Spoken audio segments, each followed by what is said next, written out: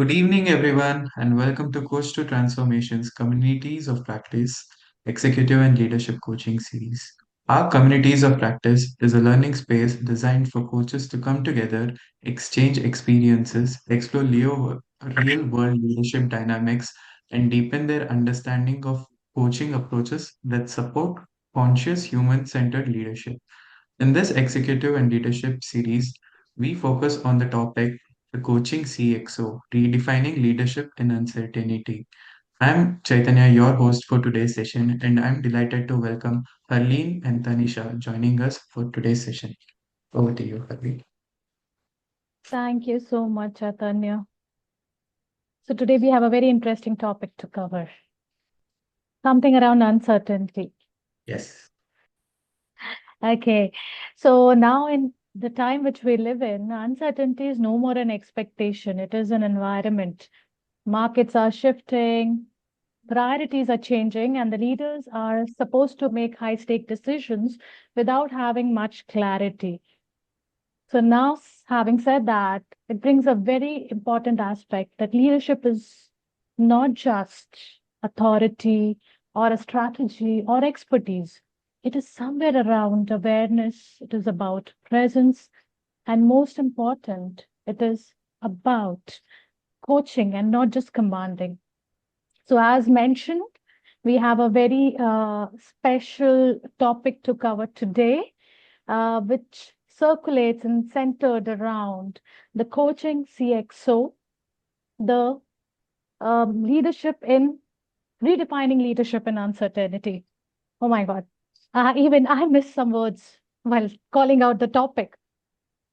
Okay, so now what happens when CXO shifts from business outcomes and manages starts managing thinking?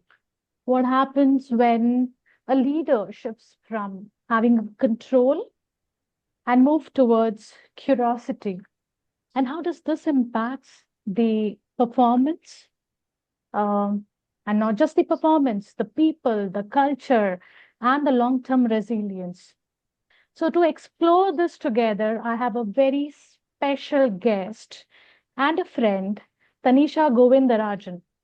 So Tanisha is a seasoned finance leader with 2 decades of experience in FMCG and retail industries, and currently a group CFO in Gulf Marketing Center. I hope, Tanisha, I have named it well. In Gulf Marketing Group. Gulf Marketing Group in Dubai, and she drives strategy, managing multi-billion-dollar businesses across Middle East and Asia. And what sets her apart is not just her finance acumen. It is uh, it is that she's a value architect, designing the business growth while unlocking people's potential, a purpose-driven leader and an executive coach who is a powerful blend of brings the powerful blend of strategic insights and human-centered leadership conversations. And here it is. Tanisha, thank you so much for joining. And it's a pleasure to have you here. Thank you, Harleen. You've been very kind. You've used some great words. Behind all these big adjectives, I'm just a simple person. I'm a good friend of Harleen. I'm a great fan of CTT and the coaching team here. And I'm happy to be here with all of you because, I want to have candid, simple conversations. That's who I am. So, in this whole conversation, you'll find a lot of, transparency. You'll feel like you're just having a coffee chat with me. Great, great.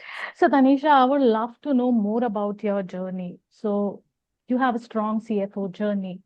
So, what inspired you to integrate coaching into your leadership style? Okay. I think it's a great question. No one, probably very few finance leaders will get into coaching, but I have seen in the recent past quite a few, and there is a very specific reason. Okay. I been in the industry for more than 20 odd years, I've seen most business problems are not really business problems. Most of them are people problems. It's either a set of people cannot get along, or there are capability issues, or there are various other issues.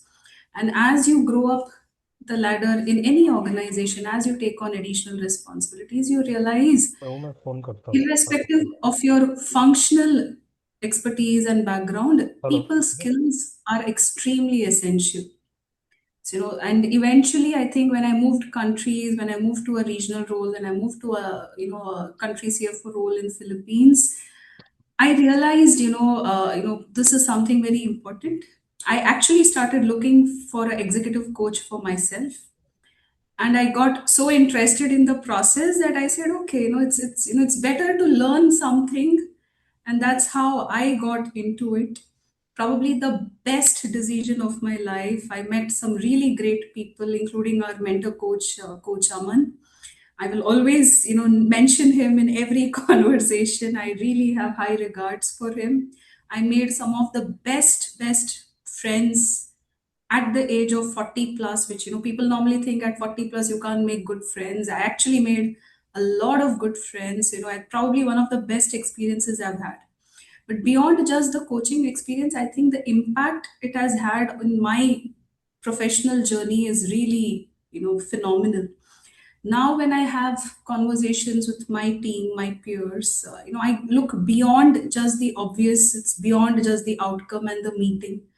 I try to understand where they come from. I'm trying to imbibe all the coaching lessons which I have learned, even though I cannot be actively coaching in every conversation. But I think it has had a huge impact on me. So I strongly believe every leader across any function is a people leader. So having the right people skills is very important. Great. And we will be exploring your coaching journey, and we will be looking forward to your guidance during this session.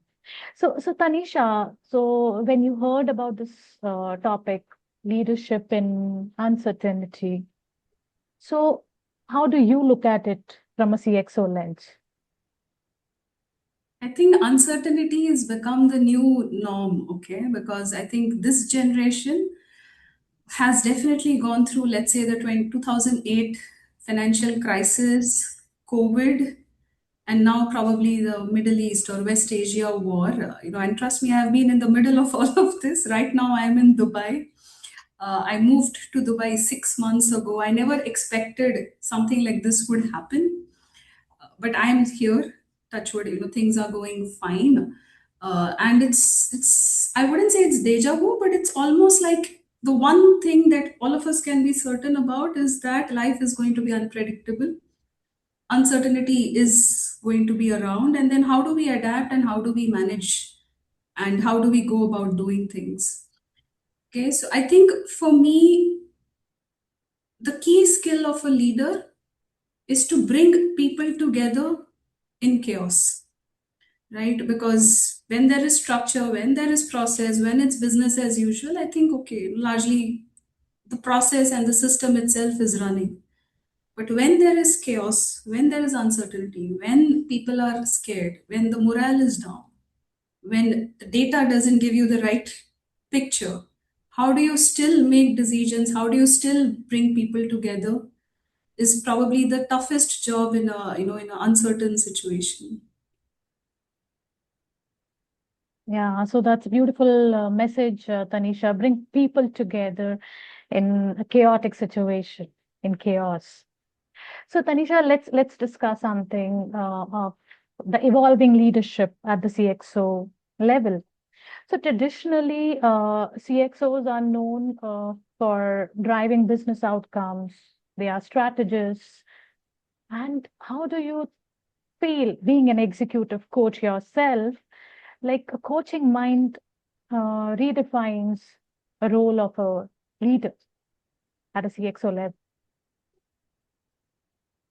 I think, and I'll take my own example. So when I became head of function, I moved to a regional role. I was like, okay, I know it all. I know how to do this. So in any conversation, I would immediately jump into solutions.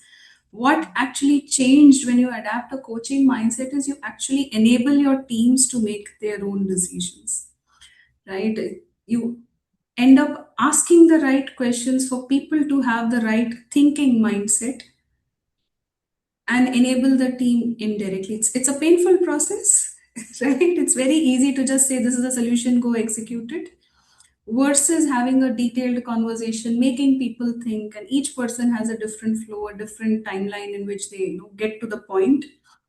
But this is a long drawn process. The benefits and the ROI will be far wider, far bigger, and that's something which I have personally seen working very well for me. And I have always been a believer that it's not about your individual intelligence, it's about collective intelligence. An environment where everyone is able to contribute and everyone is able to move forward. I've always believed that the best leaders are the ones who, even if in the absence of a leader, the culture of the team remains the same and the direction which the team will take would largely be the same, and that's the level of trust and capability building the leader builds in the team. And that's something which, I'm always looking forward to. Right. So, Tanisha, you somewhere called about trust, and when the leader is not there, still the norms are followed in the absence of the leader. So I totally understand. But how does a leader, what happens when, what is the shift? Like, since you come from a coaching background, what is the shift when the leader stops giving solutions? So as you mentioned, you are the one who supposed to give solutions each time. So what happens when you stop giving solutions and you drive from a space of questions, curiosity? Yeah. So I think typically, and I have seen this across many verticals, typically when you take something to your line manager, you're like, okay, this is a problem. You are the decision maker, you make the decision, I execute. Mhm. Versus when you adapt a coaching mindset, you make the person your partner. You make the person your thinking partner, where you both are co creating the solution. And I have actually seen on the ground, most of the times, I cannot put a number to it, but most of the times, the person who brings the problem comes out with the best solutions also, because they know the ground reality, they know what works, what doesn't work. But probably they are too bogged down by the problem. Probably they also think it's not my job to think about the solution. So eventually, when you calm it down and then you make them your strategic thinking partner, eventually the solutions which come out are far better. The person feels empowered. The person feels, okay, I can make this decision. And you also are able to entrust this person with a lot of responsibilities going forward. Then it's more about, you are working at a next level where the, I would say, decision making up to a certain level or certain, I would say, risk parameter your team can manage. And anything above, you trust the team to bring it up to you and you're able to again have a proper discussion. Correct. So I think that's where the real shift happens. And I have seen this happen in multiple occasions, and it's not about the leader gone and the rules being followed. It's not about setting rules. It's about the principles of what works and why it works. When something changes, so for example, no leader can set a set of steps and rules for a war. No leader was prepared for a COVID situation, right? God forbid tomorrow there is some other crisis. No one is prepared that in this crisis, this is what everyone does.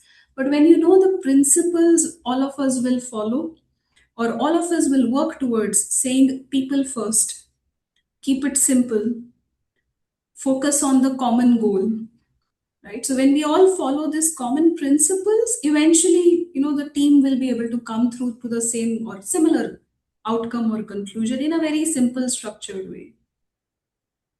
Mhm. Yeah, great. So it's like people first is one thing which I'm hearing a lot. So Yeah.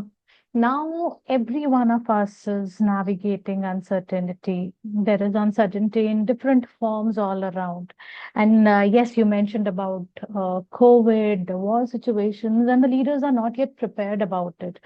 So, so coming up to you, just to understand your personal experience in an ambiguous situations, how do you balance business outcomes with a people-centered leadership style? Okay. So I would say typically what happens is like in the two most obvious examples of COVID and war, people are anxious. Everyone's scared for safety, then for the jobs, then for what is happening around me. We are constantly listening to negative news. So the level of anxiety goes up. So I think what is the most important thing a leader should do is be in regular touch with your teams, give them the level of clarity, be transparent. It's not that the leader always has all the answers. It's about saying, okay, even I don't have the answers, but we are together. And we will come across and we will come and do things together. Right. So I think what the bare minimum a leader should do is be in regular touch and communication, be transparent, put the right points across, invite contributions, invite what people are thinking, what people are sensing. That's the bare minimum a leader should do, because business outcomes will happen. The tough calls which need to be taken in a business scenario will happen. Sometimes it's tougher to communicate them, but I think when people understand where this is coming from, and it's not about them as an individual, it's about what the organization is going through or what the economic outlook in the market is, people eventually understand where it is coming from. In my previous experiences, I've had multiple conversations where we had to let go of certain people, and even in that scenario, if you're being transparent, you're able to support the person, giving the right feedback, able to help the person find alternate jobs, and still have the trust saying, okay, I will still come back to you for guidance, is something which will take you a long way. Wow. So it's like I take up from your words, Tanisha, that in any situation, like even if the world is falling apart, it's how a leader comes as a human. Yeah. Yeah. Beautiful. So Tanisha, see, while I was going through your profile and preparing your intro, I came across that you have worked across different regions, geographies, and you have worked with multiple teams coming from a different background. So, so as per your experience, what was a difficult leadership challenge which you faced, in spite of being transparent, in spite of being there for your team, but you sensed that cultural difference? That's very. Tanisha, you went on mute.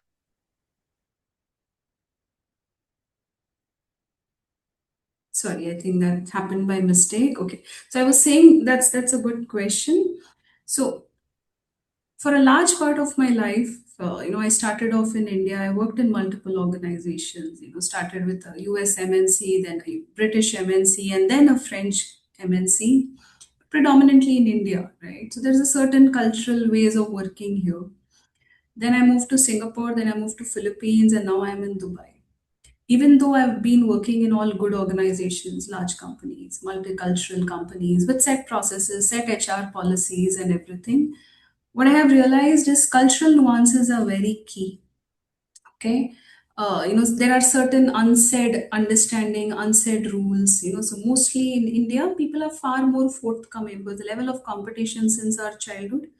Plus, if you don't speak up, you don't have a chance, right? So people are encouraged to speak up, versus in certain other cultures, speaking up is seen as negative. Why? Because why are you trying to be over smart? Right? So to get feedback, to get what the person is really thinking, there is a lot of one-on-one conversations because they believe in community harmony far more than individual intelligence. So there have been a lot, it's been a learning journey for me.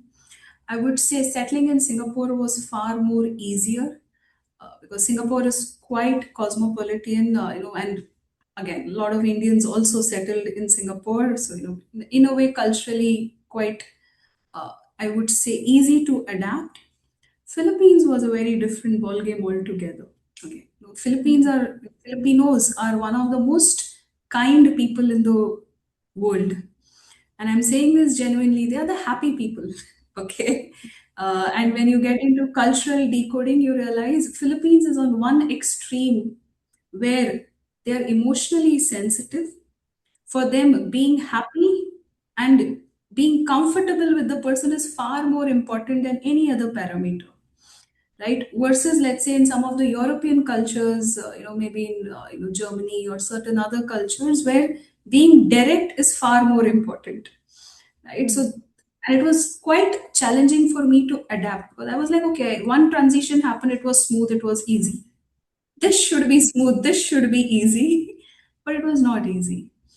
Okay, why? Because even though I believed I was not being so direct, even though I believed I was being quite subtle, quite, soft, kind in many ways, it was still direct for them, right? So I had to adapt to a level where I think the communication styles matched because communication is not about what I want to tell.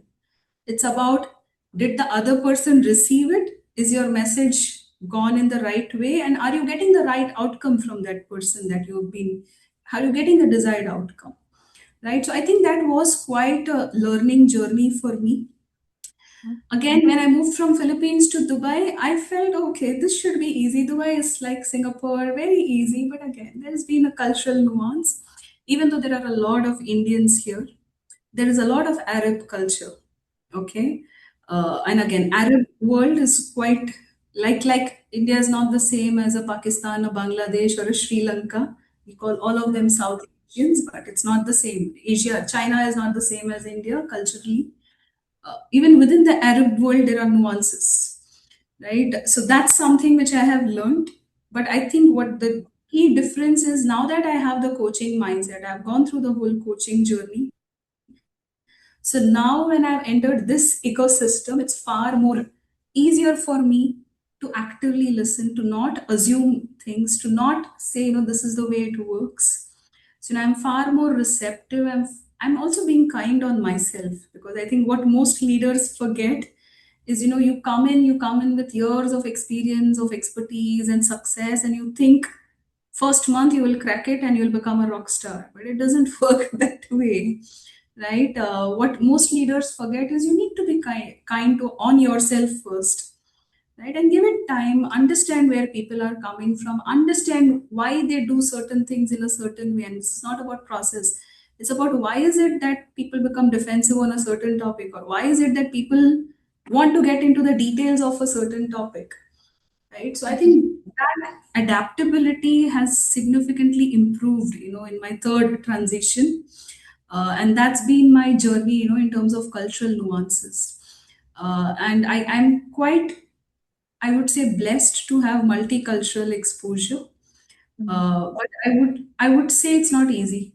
Let's say if within Dubai I were to have met another friend who also transitioned at the same time, that person would have had a very different experience. Right. So it's a learning journey, but overall coaching has really helped me a lot in this transition. Wow. Thank you so much for sharing this, Tanisha. Our audience today they are just noting down so many good points as to how a leader can thrive and not survive in a multicultural environment. So, Tanisha, you mentioned somewhere that in spite of you being polite and good, but people felt that you were direct. So it was coming up from a specific mindset because of the cultural difference. Did you ever face any such situations where you had to communicate a very difficult decision to your team while maintaining the trust and alignment. Did you ever face that situation? How was that? Yeah, I think most leaders go through this. I think the common question which even gets asked in a lot of interviews is how do you deal with underperformance? Right? Layoffs is a very different ballgame altogether. But how do you deal with underperformance? And I think if I were 5 or 10 years ago, the way I would see underperformance is like, okay, this is the job, the person can't handle it. We put the person on PIP, give him the support, and make him do. And if he can't, then we ask the person to move. Now I look at underperformance differently because I think it's a person is underperforming. Why? Okay, either they don't have the right skill set or the right mindset, or it is something deeper. Maybe something at home is bothering, maybe something got to do with the health. There are multiple things. I am far more kinder. It's very important to be transparent with the person, saying this is the feedback, this is what the shift we would like to see in you. What support do you need beyond just, let's say, all the tools and the HR processes? I would say, as a line manager, if I were to take you under my wings and I were to train you personally to be successful, not just in this role, but in life and in your career in general, what would you want your line manager to do for you? I think that's been a huge shift, right? Then the person can be a bit more open. Of course, it doesn't happen in one conversation. The person really needs to feel. It's not about what you say, it's about how the person feels. Whether the line manager is really interested in my, overall career progression, growth, stability, and all of that. And then through multiple conversations, you're able to figure out what exactly is the, bottleneck and how we can help the person. So, again, in that, probably earlier I would have said, okay, this is the bottleneck, this is the solution. But now with the coaching mindset, I also want to assume the person is capable of finding their own solutions, right? And hence, I tried sometimes to adapt the coaching mindset and, come back to the person saying, what do you think can be done differently? Or have you tried something different? Right, so I think, and those conversations is where the person feels the connect.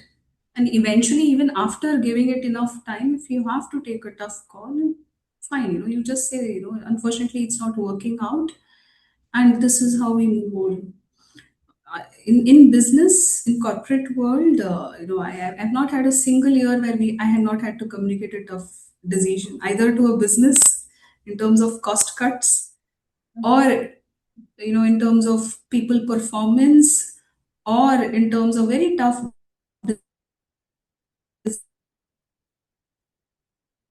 decisions, in terms of, so, across my 20 plus years of experience, every year there's been a very tough conversation. And that's how we are, because that's how business is, it's uncertain. So with or without a war or a COVID, business is uncertain.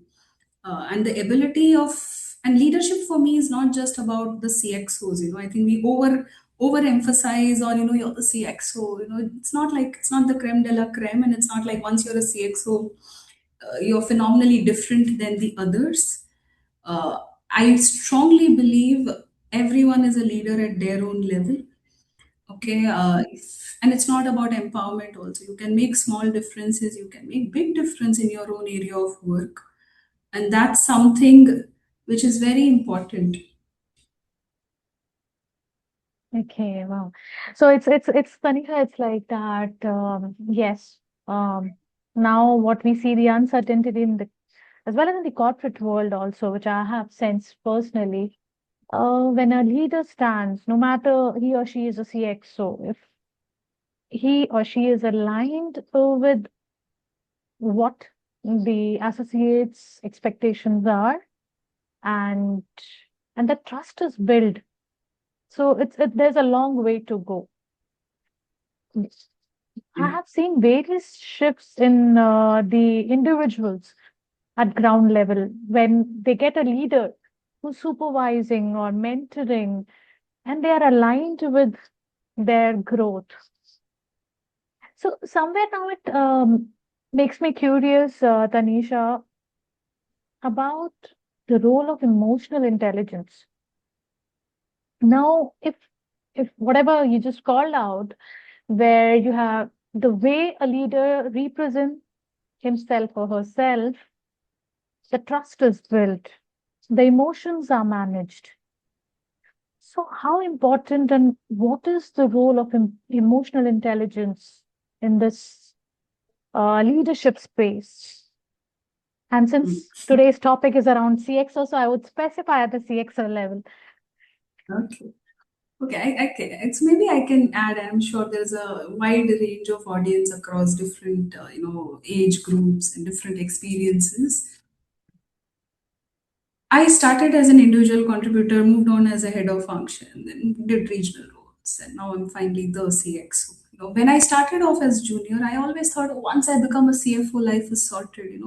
Anyone you ask anyone, where do you see yourself in 5 years? I want to be a CFO. That's what even I wanted to be. I became the CFO, and I realized, okay, life didn't change. I still have to make those tough decisions. Uh, and how do I do this differently? Because I cannot do the same thing that I did as head of function, and now, being a CFO, I still do the same thing. So my objective now is different, to get the best out of people and to actually look at the future of the organization beyond what the current is. Correct. So that's been the whole journey for me, in terms of where I see, this role coming up. Okay. Now, if you are asking, through the lens of a CXO, sorry, if can you repeat the question? Well, I just Yeah. lost. No, no worries. So it's in regards to where you mentioned that the trust factor being built and people are getting aligned. It somewhere got related to the emotional aspect of an individual. So On the what is the emotional role of intelligence. Yeah. the role of emotional intelligence? Okay. So I think what's very important is when you're at a junior level, you can be factual. Mhm. EQ is probably not as important, because at a junior level, you need to be accurate, you need to be concrete, you need to be factual. You just Mhm. state the facts and things get done most of the times.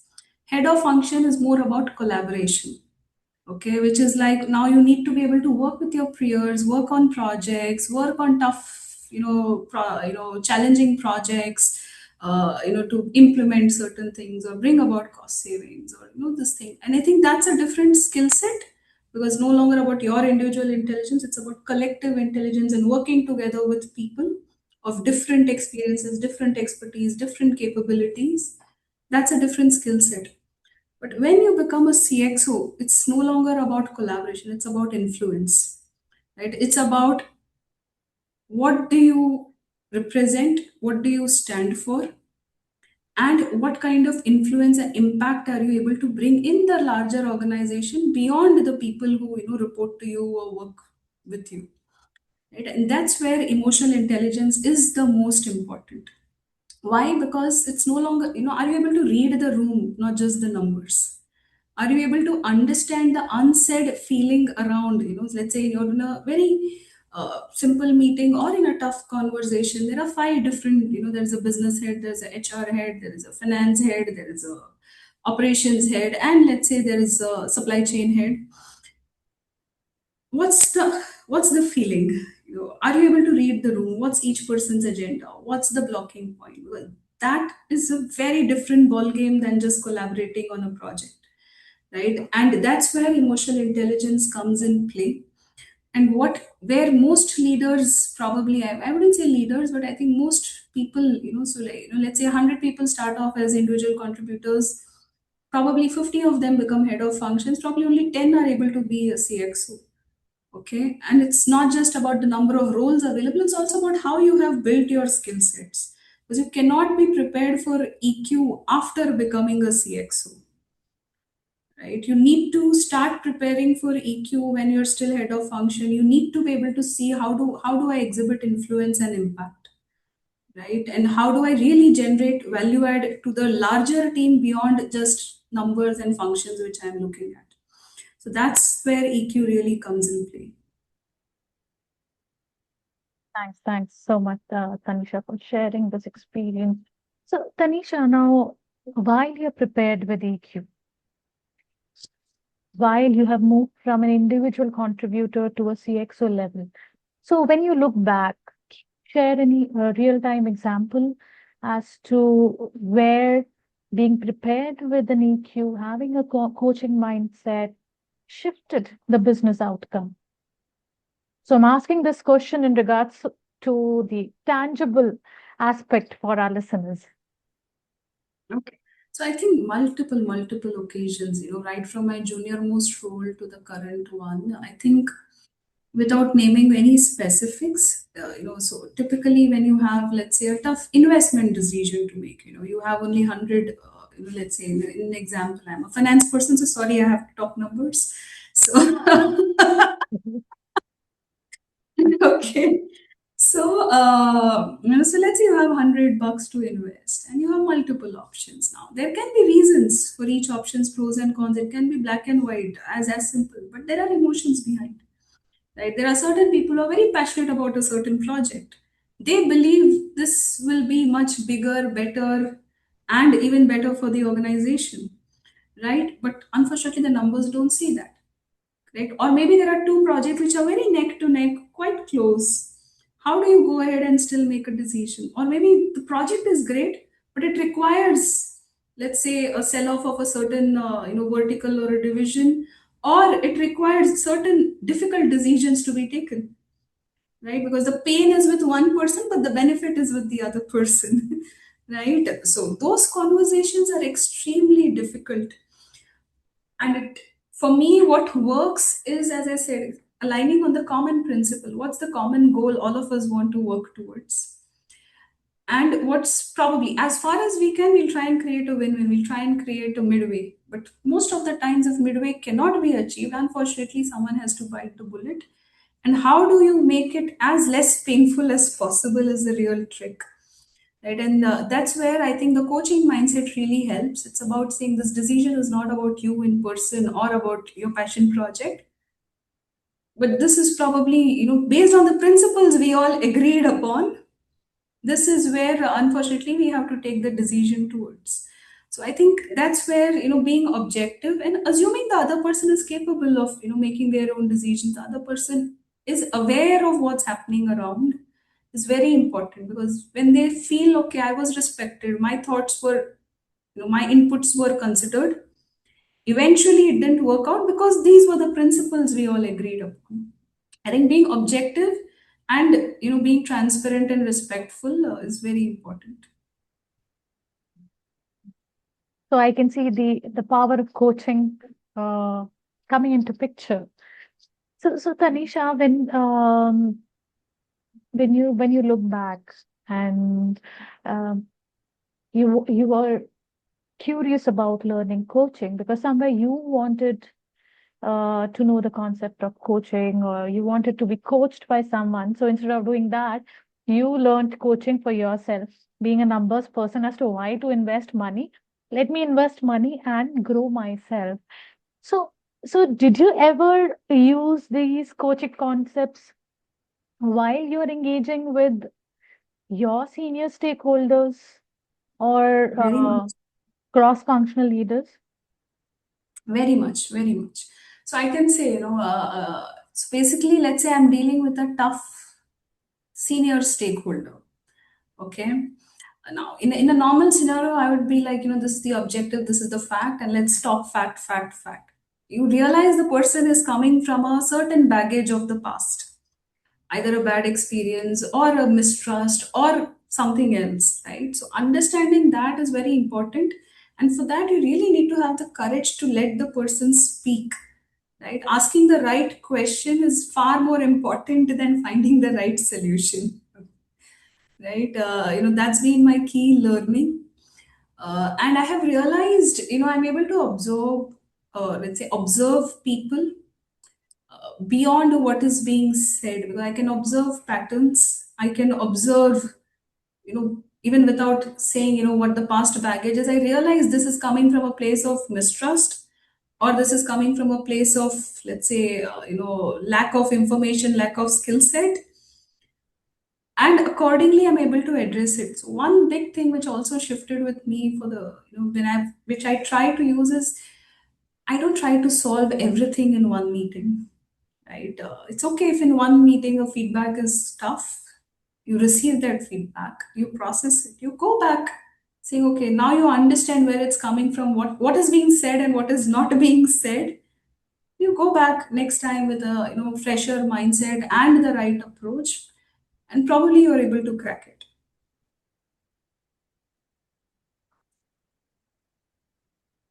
Quite like it really is a concept where coaching brings in the shift in our way of thinking, way of seeing things happening. So, Tanisha, just talking about who Tanisha is, the internal aspect of a leader. Mhm. So it's like Tanisha as an individual and Tanisha as a leader. How do you generally keep yourself grounded where there is pressure to take a right decision and it's quite high, the pressure is quite high. Yeah, yeah. Okay. So I think, see, typically what most leaders try to do is, in under pressure, they try to solve for accuracy and speed together.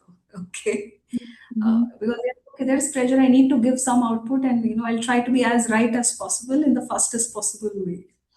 And that's where probably a lot of things fall apart. What's very important for me, and which I have experienced across, is separate the decision quality and outcome from the pressure itself. If it's tough for you, it's tough for everyone. The classic exam rule applies. If it was a tough paper, it is a tough paper for everyone, right? So now that that it's a tough paper for everyone, okay, fine. So you're like, everyone's on the same boat. Let's do the right thing in the right way. That's my first learning, which I try to adapt now when everything is falling apart and it's quite high pressure. The second thing which I try to do is, I focus on what I can control. Okay, which is, I know what I know. Based on that, I can arrive at certain clarity. I know this is the time frame which I will minimum need, and this is the maximum time frame beyond which I cannot delay certain things. And I think the biggest learning for me has been, put up your hands for help when you need. No one is, here to solve it all, do it all, and no one will kill you if you say, hey, I need help. I need a few more hands and brains to, get us through this. So I think most leaders, where they don't proactively raise their hands and say, I need help, is where they unfortunately buckle down under the pressure. And I would say, typically also what happens is, there's a lot of noise, a lot of negativity around. If you are able to keep yourself grounded, surround yourself with maybe one or two good, factual people who will give you tough feedback, but who will be factual, who are trustworthy. It's a blessing to have someone like that, in your ecosystem. uh, Not everyone's blessed, and not every organization, not every function, not every person will have that. But if you have even one or two of them, it's good enough. Someone like a sounding board who's able to listen to you and who's also able to keep you saying, this is not really the problem. The problem is here, and find your solution. But just for you to get clarity of thought under pressure, it's very important. So whatever you just mentioned, it was like Rome was never built in a day. So just removing the pressure of the outcome and focusing on the things, on the control which we have. And apart from that, Tanisha, what I heard from you is somewhere that talks about coaching, that we should have someone in our life because it's easy to have multiple thoughts in our mind. But when we partner with someone, we call it out, that external person really helps. So, having said Yeah. that, Tanisha, can you share two to three or any number of your choice, any coaching techniques which a leader should follow while they are handling their teams? Okay, okay. I think I have said it across in all the conversation today, but I think if I were to say two or three, one is active listening is a highly underrated skill. Okay, we all believe we are listening, but practically when we are listening, we are trying to process. We are parallelly processing. This is the question. This is the answer. This is the question. This is the answer. I think disengaging from that and just listening is very important. Asking the right question is far more important than giving the right solution. Okay, again, it's a skill which is not easy to develop, but it's very important because when you, even if you have, let's say, a team of 4, 5, 40, you're able to ask the right question, it is able to, it engages people in a certain way, which has a larger benefit in the wider team. And the big shift in my ways of working has been, the third one is, assume the other person is capable and intelligent, because I think there's a lot of bias which all of us come from, due to our past experiences, and our, let's say, background, where we come from, which country we come from, and what background we have. But going in proposition, assuming the other person is capable and intelligent is very important in any conversation. And that is what coaching teaches us, that we need to understand, we should have a trust that the person sitting next to you is a whole person, is complete. And yes, when we think about, okay, this is what we are listening to, so we can suggest with the solutions. Hmm. But that is what we should keep it apart while doing so. So it's like we are almost close to our end of the insightful conversation, Tanisha. So I just want to ask you that if you have to redefine leadership in one or two sentences in this Mhm. uncertain world, the redefining of leadership, what will it look like? Hmm. Okay. I think, as I think I would say it in three sentences, not in one word or one sentence. So one You're is, for most me, welcome. yeah, because it's a complex subject, right? So for me, leadership is, it's about people, planet, and doing the right thing for the business, right? So do the right thing for the people, do the right thing for the planet, and do the right thing for the business in that order of importance, okay? Irrespective of which role, which function, whether you're in a startup, an MNC, or local business, whatever you do. The second thing for me, and especially because you asked in uncertain times, the role of leadership is to be the calm in chaos. Okay, because, and I have felt it. Okay, I'll tell you. I've been blessed to have been exposed to some phenomenal leaders in the time of COVID who personally had gone through loss. They lost family members to COVID, right? And still, when the person would walk in, just the person's presence, would make a huge difference in the team morale, right? So I think being the calm in chaos is extremely important, especially in uncertain times. And how I would define leadership is, I don't believe in the word leader. I believe in collective intelligence. As I said, every person is a leader. And I believe, it's not a skill set that you acquire only once you become a CXO or a head of function. Unfortunately, I think in our ecosystems we are not taught, because we are encouraged to follow and not empowered to make decisions, make mistakes, and then iterate. Uh, I think that's where I think the shift in the corporate world should happen. But again, it comes with its own cost, which organization is far more open, not open. What's the cost of risk of errors and all of that? But long story short, for me, leadership is all across. Everyone's a leader, and that's something which we really need to imbibe. Okay. Being calm in a chaos. So maybe we can take this a mantra from this session today. So Tanisha, thank you so much for this valuable insights which you have shared, for your valuable time which you have given today. So yeah. So Chaitanya, are you there? Yes, Arlene. Yes, right. Yes, Yes. so we can open the forum for our audience. I think so they not even just got an idea, but a new way of thinking about leadership. So we can open this forum to our audience to ask questions because we have almost 8 minutes left. So Tanisha Yes. is all yours. I can see a couple of comments in the chat. Mhm. Sandeep Karla, coaching mindset helps providing psychologically safety, which may help in emotional resilience and courage to look inwards and handling to wriggle out. Does this approach of being kind and forgiving to the underperformance and belief in the strength helps in building lasting trust? So I'm not quite sure if that is a question, but yeah. So we can see a That, smile on that, I that's a Tanisha's just separate face. question. The earlier one was a comment sorry, when that was a comment. Tanisha One was second. basically talking in terms of how developing a coaching mindset has helped in building that. But this was since uh, there was a question with regard to the underperformance, and she mentioned as to how she has evolved. So I just wanted to know how has it helped in building that lasting trust?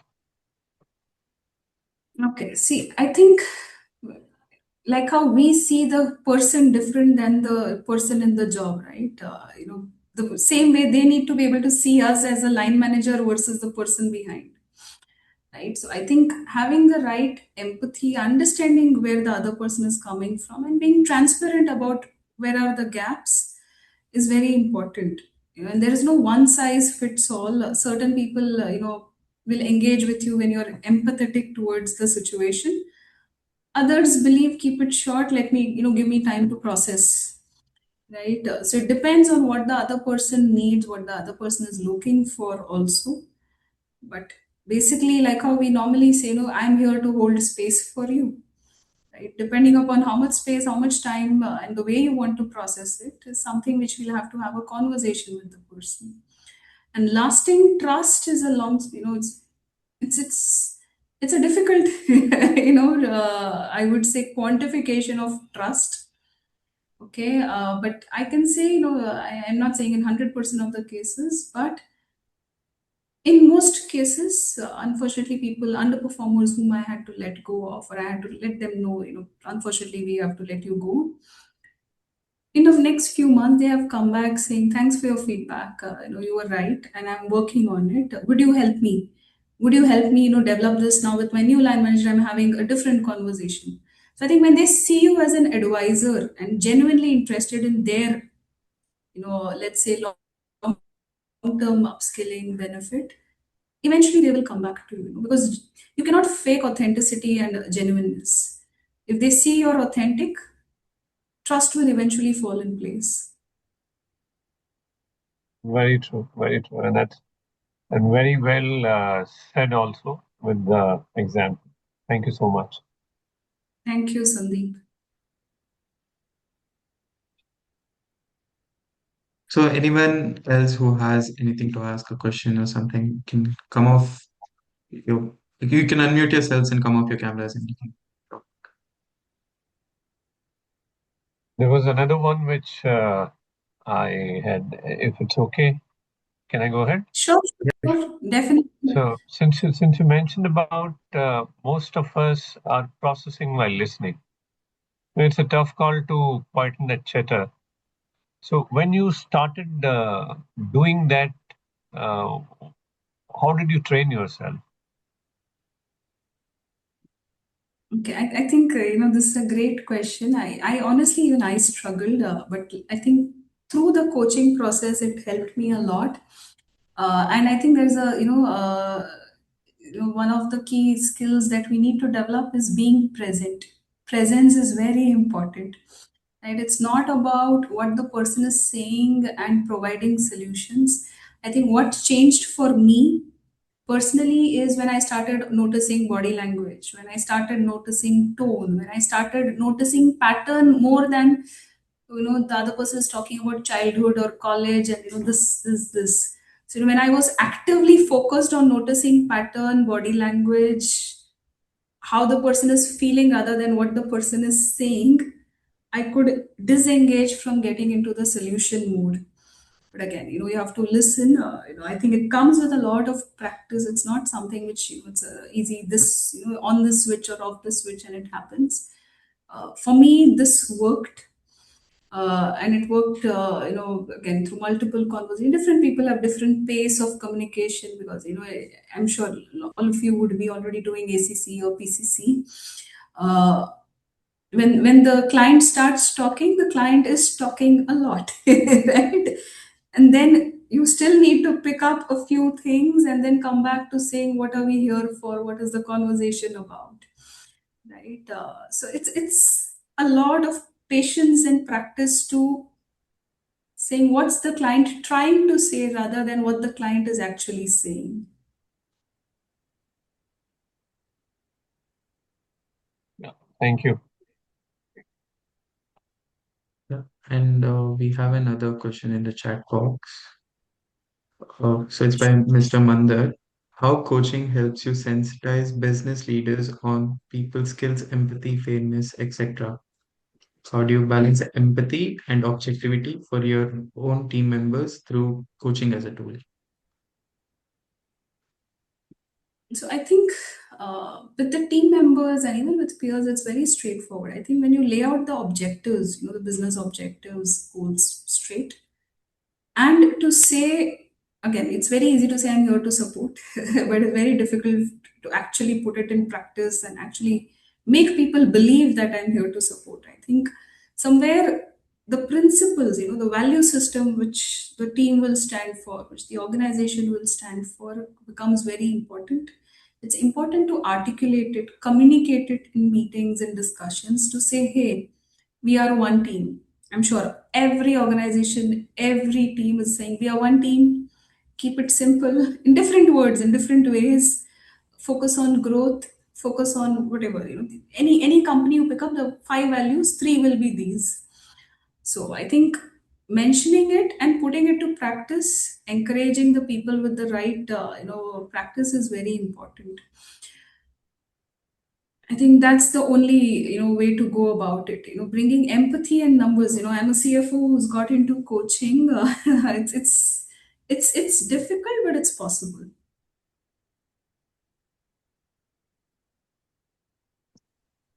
Hi, Tanisha. I'm Anubhuti. Yes, What are the things that you focus on while taking a difficult decision, especially while letting go of a team member who's not performing or a business that is not performing?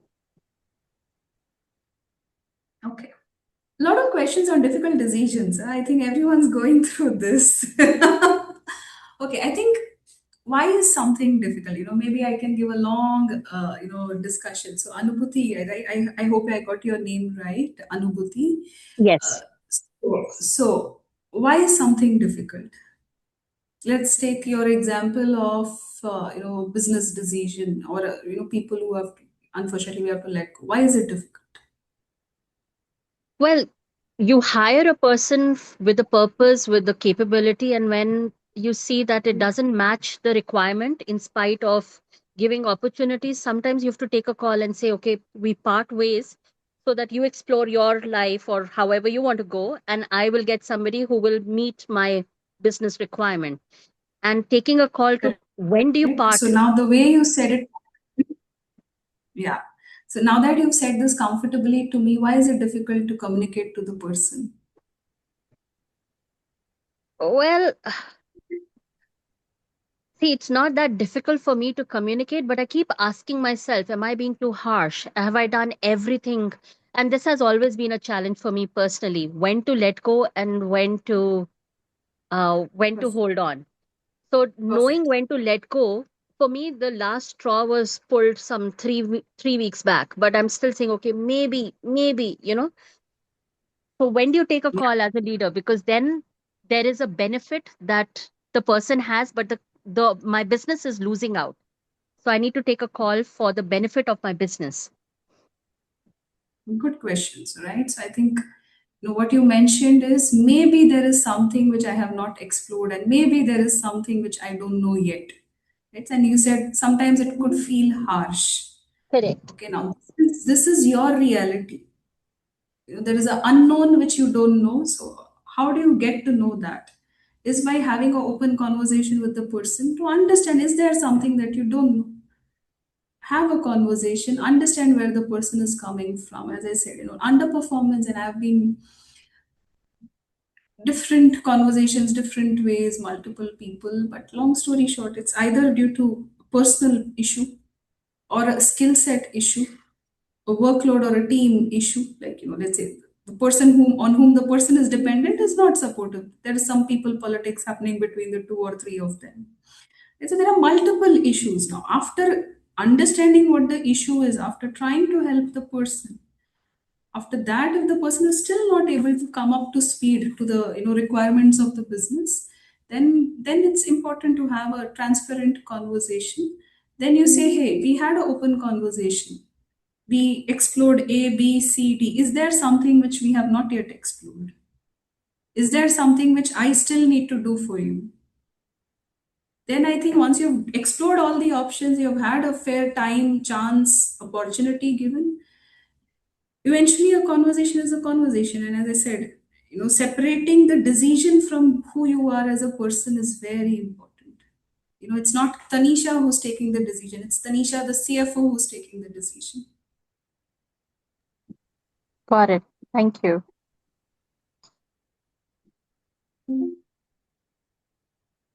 I think it's time. Does anyone have anything else to ask? I have one, but I'll connect offline that may be slightly personal also, which Sure. May I know who this person is? Sorry, I don't know who's I'm talking. Sandeep Kalra. Okay, Hi. Sandeep. Okay, sure. We'll connect offline. Yeah. Okay. Thank Sure. you. I think we can end the session over here. Okay, Thank thank you you very much. all. I think my Herlene will give a nice closing Thank speech. you. There's no But closing speech. Thank you, everyone. Thank you, Tanisha, for being such a sweet guest in today's So community of much. practices. Thank Thank you you, so much. I Harleen. can Thank you, see a Tanisha. beautiful smile on nice Chaitanya Thank you interview. so Thank much for the you. session. and a heart. Thank Thank you you. Thank everyone you for all. Thank you enjoying all this. for I your hope it was presence. valuable for all of you. And if you Yes, have it was. any conversations to have separately, I'm happy to do that. Yeah, thank you. Thank you all for joining. Thank you for your presence. Thank you, everyone. Bye bye. Have a nice evening. Bye, Thank you. Tanisha. Thank you so much.